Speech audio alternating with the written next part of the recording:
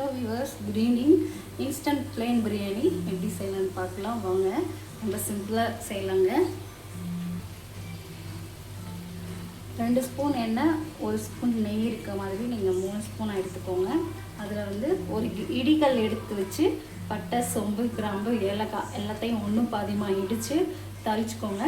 அப்புறம் இஞ்சி பூண்டு பேஸ்ட்டாக போடுங்க, தட்டி போடுங்க. உங்களுக்கு எப்படி விருப்பமோ அப்படி போட்டுக்கோங்க. மீடியம் சைஸில் 2 பெரிய வெங்காயம் போட்டுக்கோங்க. உங்கள் காரத்துக்கு ஏற்ற மாதிரி பச்சை மிளகா போட்டுக்கோங்க. இப்போது ரெடி பாருங்கள், வதக்கி கொடுங்க. நல்லா கலர் சேஞ்ச் ஆகி வரட்டுங்க. இந்த மாதிரி வதக்கிட்டே இருங்க. ஃப்ளேமை மீடியமாக வச்சு அந்த பக்கம் பக்குவமாக சாப்பாடை வடித்து வச்சிட்டோன்னா இந்த பக்கம் தாளித்தோன்னா இன்ஸ்டன்ட் பிளெயின் பிரியாணி ரெடிங்க. அட்டகாசமாக இருக்கும். பட் ரெசிபி சிம்பிளாக தான் இருக்கும். டேஸ்ட்டுக்கு காம்ப்ரமைஸே இருக்காது. சூப்பராக இருக்கும். ட்ரை பண்ணி பாருங்கள் இதே மெத்தடில். நம்ம போட்டிருக்க வெங்காயம் சீக்கிரமாக வதங்கி வர்றதுக்கு லைட்டாக நீங்கள் உப்பு போட்டுக்கோங்க. ரெடி ஆகிட்டே இருக்கா, 5 மினிட்ஸ் தான். மீடியம் சைஸில் 3 தக்காளி பழத்தை 5 மினிட்ஸ் மட்டும் உப்பெல்லாம் மீடியம் சைஸில் 3 தக்காளி பழத்தை 5 மினிட்ஸ் மட்டும் வேக வச்சுருக்கீங்க. இதை தோலை உரித்து எடுத்துக்கலாம். இந்த பிளெயின் பிரியாணிக்கு டேஸ்ட் கொடுக்குறதே இதில் தக்காளியை வேக வச்சு செய்கிற மெத்தடு தாங்க. இதே மாதிரி நீங்கள் ட்ரை பண்ணி பார்த்துட்டு எப்படி வந்துச்சுன்னு நீங்கள் கமெண்ட் பண்ணுங்கள். வெங்காயம் இந்தளவு வதங்கினதும் உங்கள் காரத்துக்கு ஏற்ற மாதிரி நீங்கள் சில்லி பவுடர் போட்டுக்கோங்க.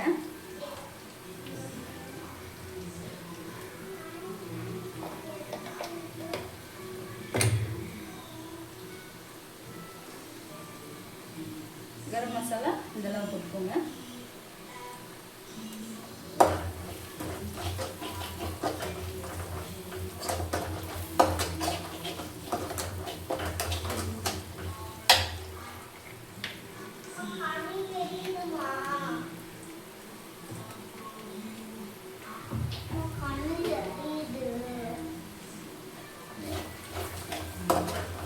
இதை அப்படியே பரட்டி விட்டிங்கன்னா ரசமல் போயிடுங்க. அதுக்கப்புறம் நம்ம வேக வச்சு தோலை உரிச்சு வச்சுருக்க தக்காளி பழத்தை அதில் சேர்த்துக்கலாங்க. தோலோட போட விருப்பம் இருந்தால் நீங்கள் ஆட் பண்ணிக்கோங்க.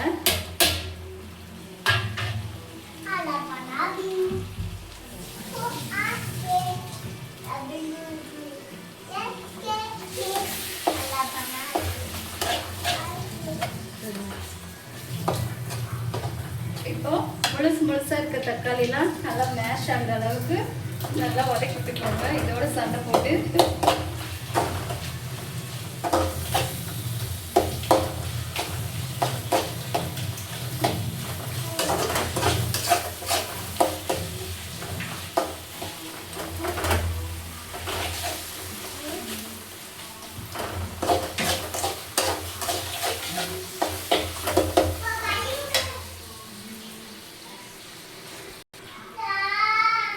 இந்தளவுக்கு வதங்கினதும் புதினா, கொத்தமல்லி 1 கை போட்டுக்கோங்க. போடுறப்போ அப்படின்னா கசக்கி போடுங்க. அந்த ஃப்ளேவர்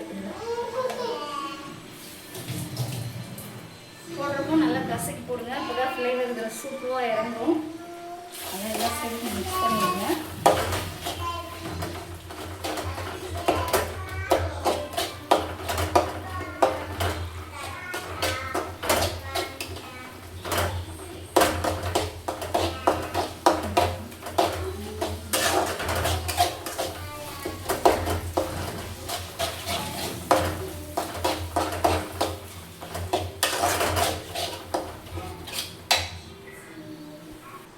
நீங்கள் எடுத்திருக்க தக்காளி புளிப்பு கம்மியாக இருந்துச்சுன்னா அதுக்கேற்ற மாதிரி நீங்கள் 2 ஸ்பூன் தயிர் ஆட் பண்ணிக்கோங்க. இந்த தக்காளி புளிப்பாக தான் இருக்குது, அதனால் நான் தயிர் ஆட் பண்ணுவேங்க.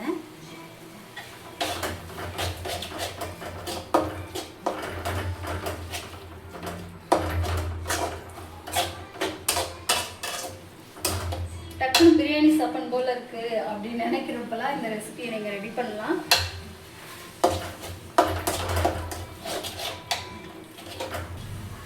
நீங்கள் சாப்பாடு வடிக்கும்போது உப்பு போட்டு வடிச்சிருந்தீங்கன்னா அதுக்கேற்ற மாதிரி இந்த மசாலாவில் வந்து நீங்கள் உப்பு போட்டுக்கோங்க.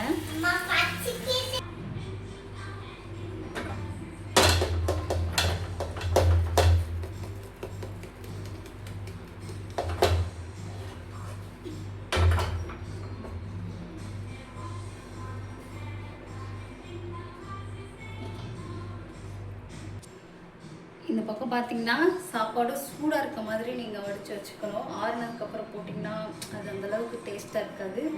பாருங்கள், உங்களுக்கு பார்த்தாலே தெரியும்னு நினைக்கிறேன், ஆவி பறக்குது. இப்போது நல்லா எல்லா சைடும் இந்த மசாலா படுற மாதிரி மிக்ஸ் பண்ணி வைக்கலாங்க.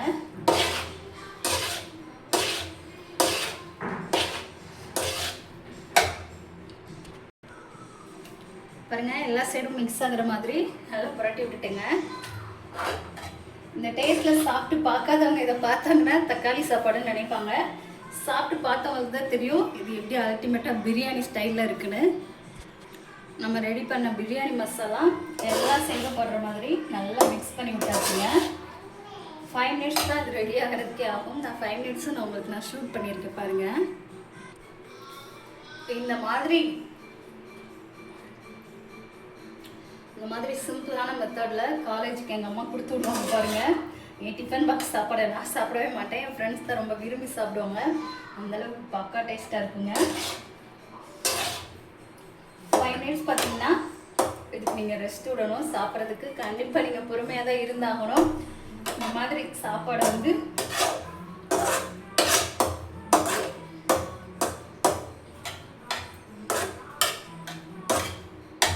இந்த மாதிரி செட் பண்ணி ஒரு மூடி போட்டு மூடிடுங்க.